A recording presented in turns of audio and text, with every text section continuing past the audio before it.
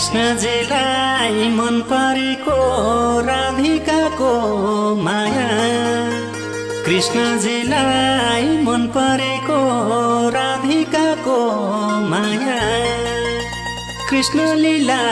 भजौं भने गीत बनै आया। हे आउन राधा नजाऊ टाढा,